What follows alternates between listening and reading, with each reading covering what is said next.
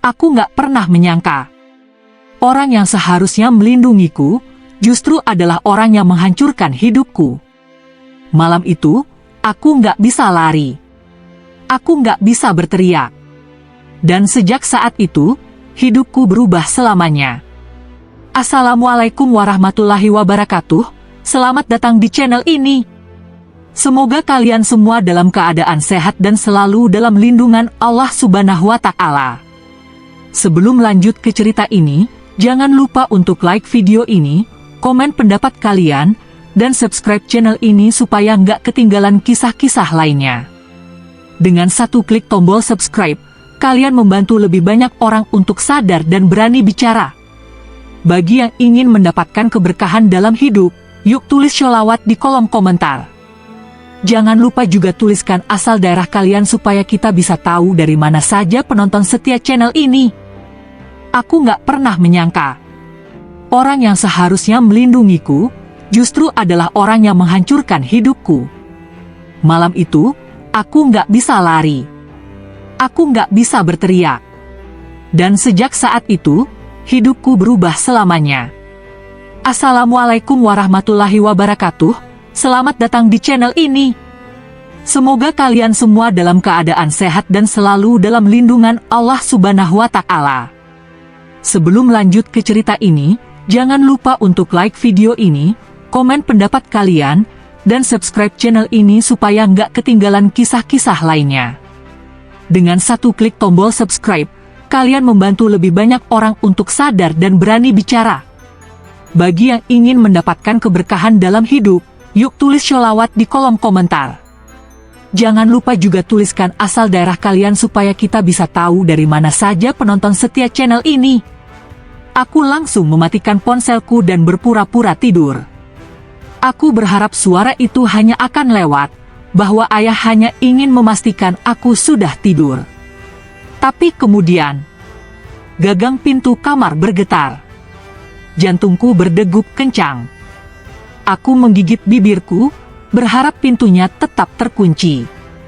Tapi kemudian aku teringat sesuatu. Aku lupa mengunci pintunya. Dengan suara pelan, pintu terbuka.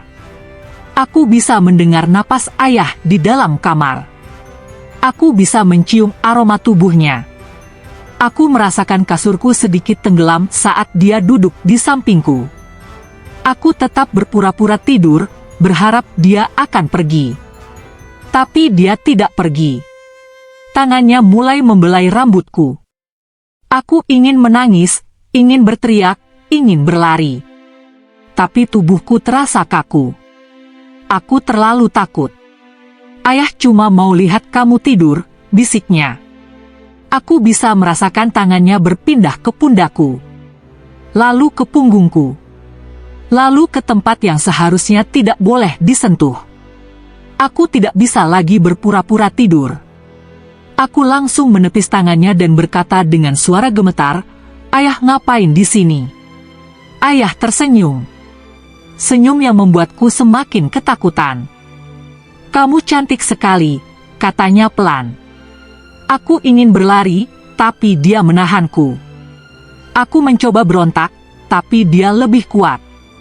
Aku ingin menjerit, tapi suaraku terasa hilang. Aku tidak bisa melawan. Aku hanya bisa menangis. Dan malam itu, dalam kamar yang seharusnya menjadi tempat paling aman bagiku, aku kehilangan segalanya. Setelah malam itu, aku tidak pernah menjadi orang yang sama lagi. Aku berubah menjadi anak yang pendiam. Aku sering mengunci diri di kamar, menghindari kontak mata dengan siapapun. Setiap kali aku melihat ayah, tubuhku gemetar ketakutan. Aku tidak bisa tidur dengan tenang. Aku sering terbangun di tengah malam dengan tubuh berkeringat dan jantung berdegup kencang. Aku ingin bicara. Aku ingin meminta pertolongan.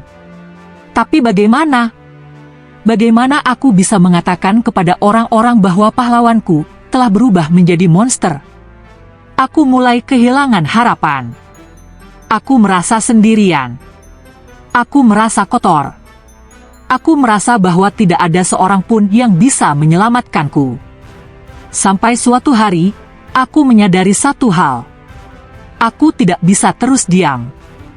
Jika aku terus diam, dia akan terus melakukannya. Aku harus melawan. Aku harus mencari keadilan. Dan itulah awal dari perjuanganku. Setelah malam itu, aku bukan lagi Rina yang dulu. Aku bukan lagi gadis ceria yang selalu tersenyum, yang menyambut pagi dengan semangat, yang bercanda dengan teman-teman di sekolah, atau yang bisa memeluk ibunya dengan perasaan nyaman. Setelah malam itu, dunia menjadi tempat yang mengerikan. Aku merasa kotor. Aku merasa hancur. Aku merasa tidak pantas untuk hidup. Aku bangun keesokan paginya dengan tubuh terasa berat. Ketika aku membuka mata, aku masih berada di kamarku, tetapi tidak ada lagi rasa aman di tempat ini. Aku menatap langit-langit dalam diam, mencoba memahami apa yang baru saja terjadi padaku. Aku berharap ini semua hanya mimpi buruk, mimpi yang bisa hilang begitu aku membuka mata. Tapi tidak. Ini bukan mimpi. Aku bisa merasakan tubuhku yang sakit.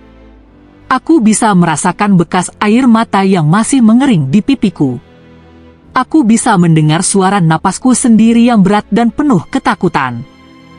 Aku ingin berteriak, ingin menangis lebih keras. Tapi untuk apa? Tidak ada yang akan mendengarku. Tidak ada yang akan menyelamatkanku. Ayah telah pergi bekerja pagi itu, seolah tidak ada yang terjadi semalam. Seolah aku hanyalah boneka yang bisa ia gunakan kapanpun ia mau. Aku ingin lari ke ibu dan menceritakan semuanya. Aku ingin menangis di pelukannya dan meminta perlindungannya. Tapi kemudian aku ingat kata-kata ayah semalam. Jangan bilang siapa-siapa, ya, nak. Kalau kamu bicara, nanti ibu marah. Kamu gak mau kan keluarga kita berantakan? Keluarga? Bagaimana bisa dia berbicara tentang keluarga ketika dia baru saja menghancurkan hidup anaknya sendiri? Tapi aku takut. Bagaimana jika ibu benar-benar marah kepadaku? Bagaimana jika dia tidak mempercayaiku? Bagaimana jika justru aku yang disalahkan? Aku memilih diam. Hari-hari setelah kejadian itu terasa seperti neraka bagiku. Aku mulai menarik diri dari segalanya. Aku berhenti banyak bicara di rumah. Aku menghindari tatapan siapapun, terutama ibu. Aku takut jika aku menatapnya terlalu lama, aku akan menangis dan semuanya akan terbongkar. Di sekolah, aku juga berubah. Aku yang biasanya aktif berbicara di kelas kini lebih banyak diam. Aku tidak lagi bercanda dengan teman-temanku. Aku sering termenung sendiri, tenggelam dalam pikiranku yang gelap. Rina, kamu kenapa? Pertanyaan itu sering aku dengar. Dari teman-teman, dari guru, bahkan dari ibu. Tapi aku selalu menjawab dengan, "Nggak apa-apa. Aku cuma capek." Tidak ada yang benar-benar tahu betapa hancurnya aku di dalam. Tidak ada yang tahu bahwa setiap malam aku tidur dalam ketakutan, berharap ayah tidak akan masuk ke kamarku lagi.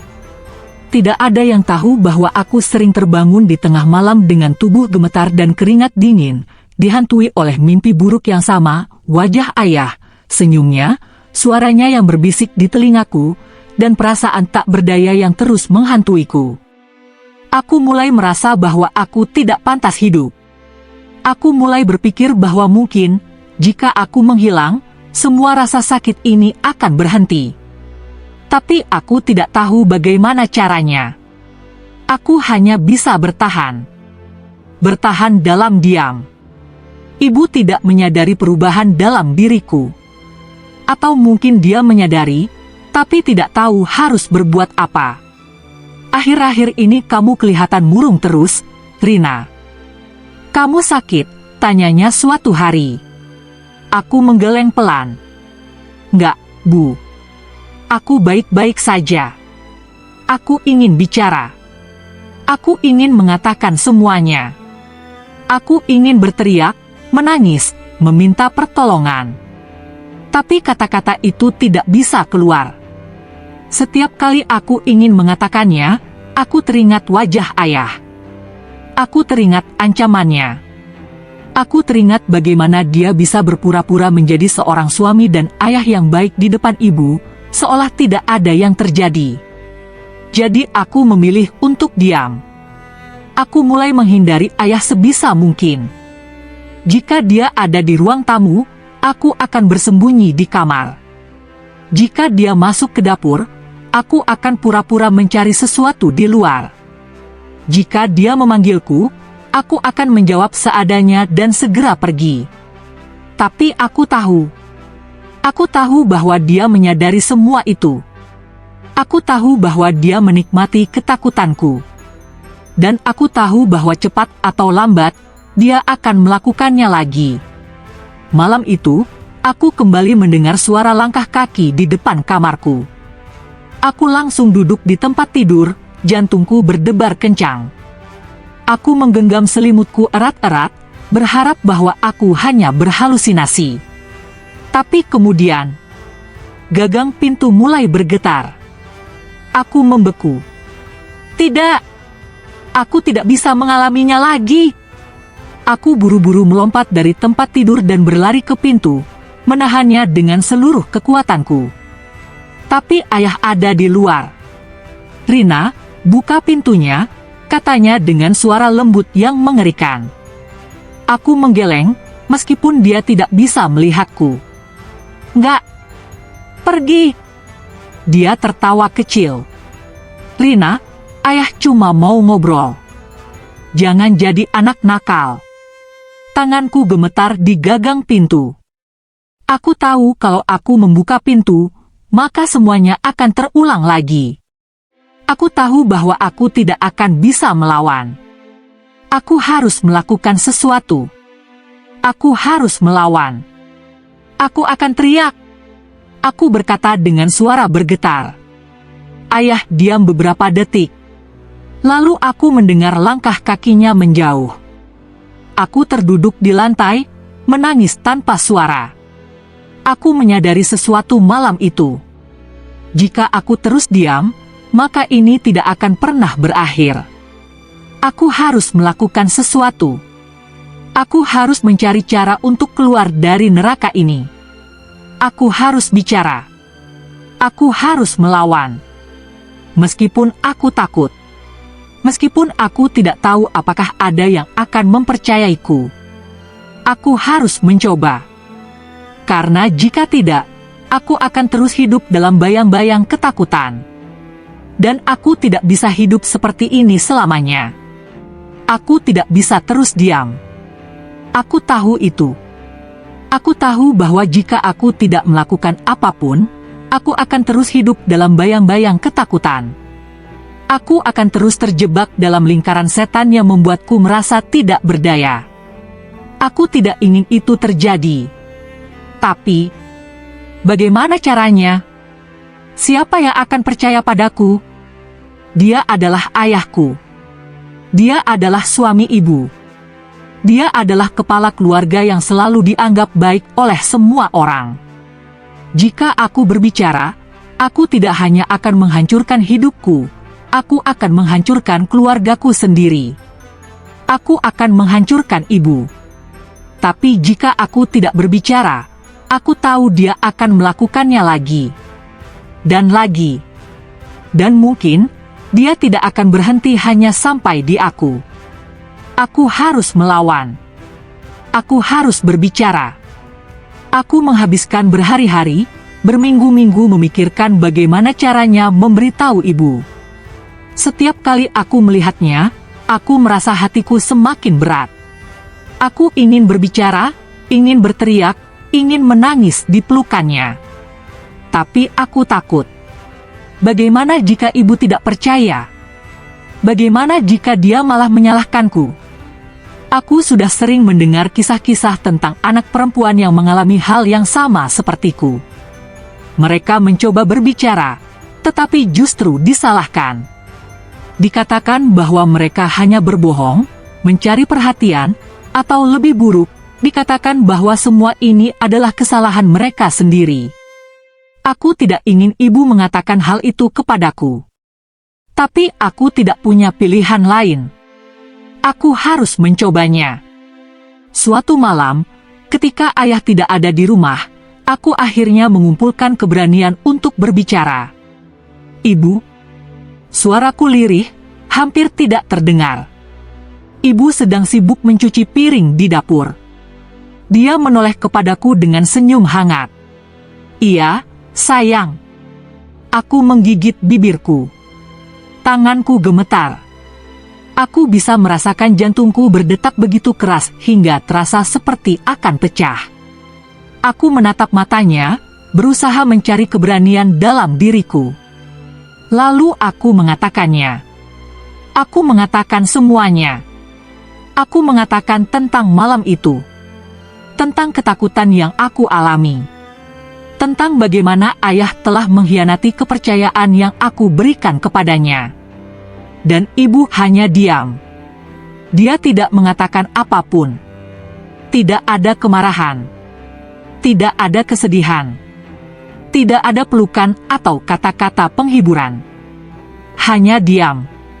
Setelah beberapa saat, dia menarik napas dalam-dalam dan berkata dengan suara pelan, "Rina, jangan bicara seperti itu tentang ayahmu." Aku merasa dunia runtuh di sekelilingku. Aku menatapnya dengan mata membelalak, tidak percaya dengan apa yang baru saja kudengar. "Ibu, aku tidak bohong." Suaraku bergetar.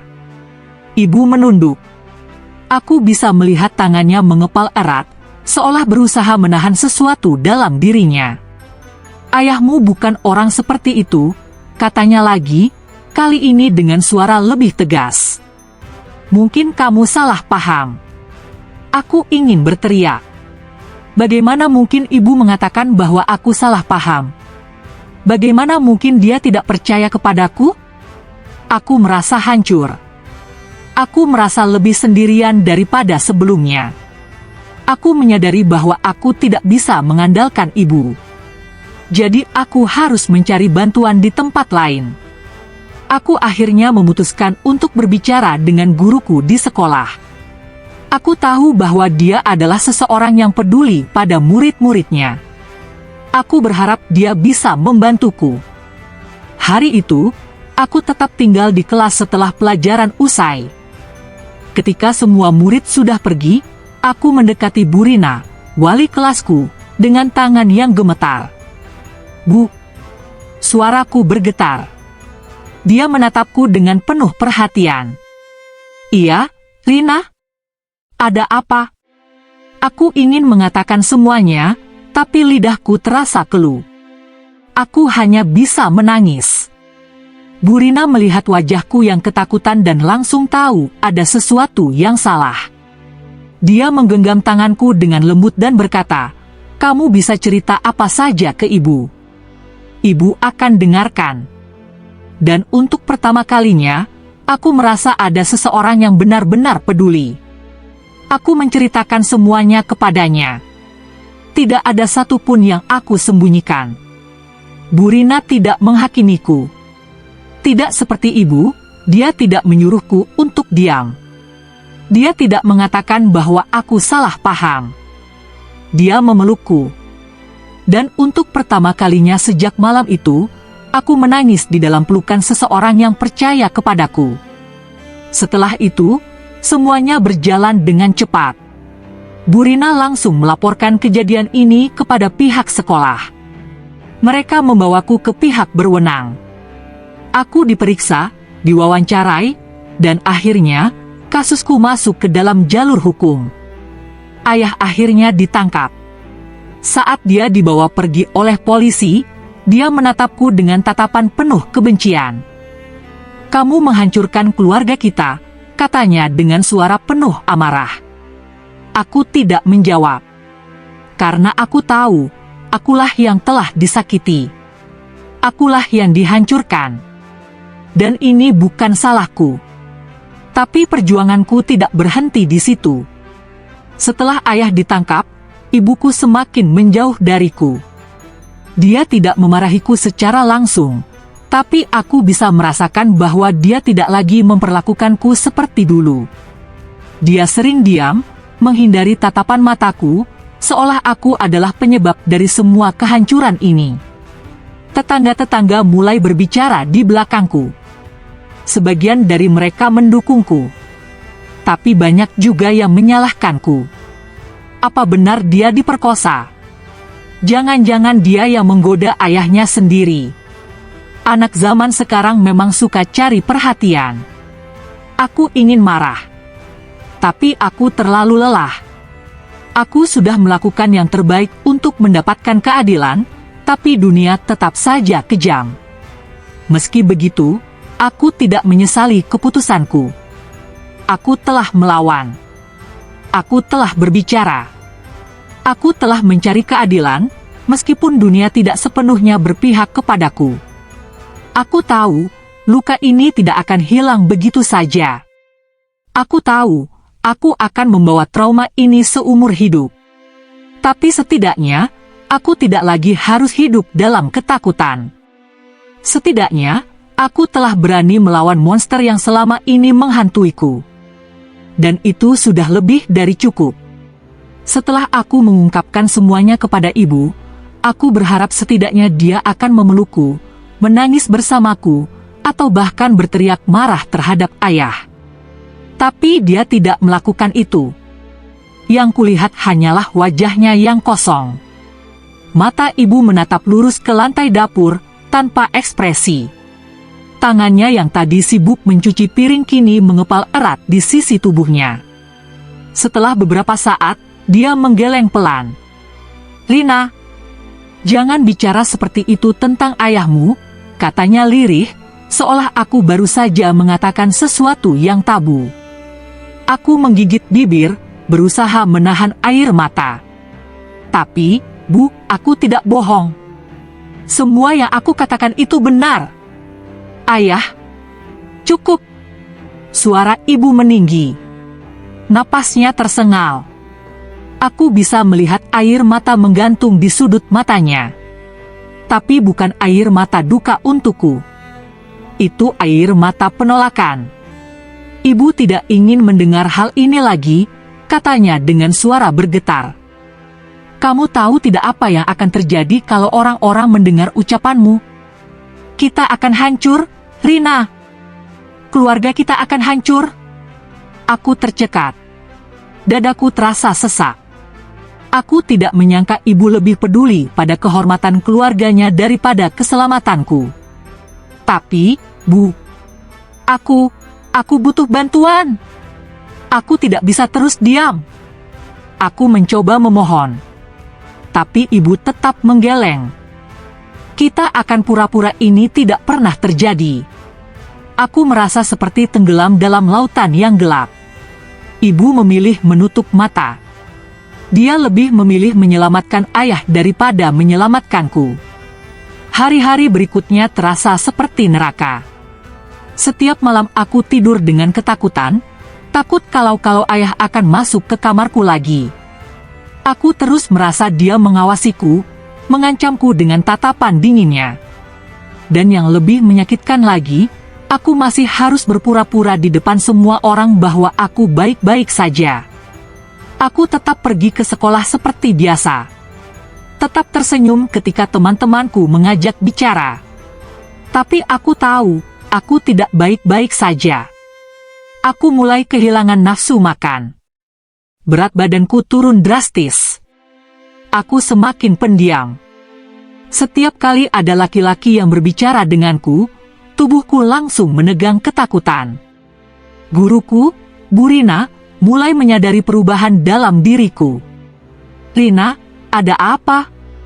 Ibu perhatikan kamu makin murung akhir-akhir ini," tanyanya dengan suara lembut saat aku sedang duduk sendirian di kelas setelah pelajaran usai. Aku menggigit bibir. Aku ingin berbicara, tapi aku takut. Tapi kemudian aku ingat, jika aku tidak bicara, aku akan terus menderita sendirian. Maka aku pun akhirnya membuka mulut. Aku mengatakan semuanya. Saat aku mulai menangis, Bu Rina langsung memelukku.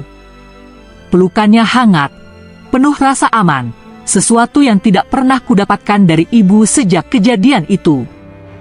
"Kamu tidak sendiri, Rina," katanya dengan suara tegas.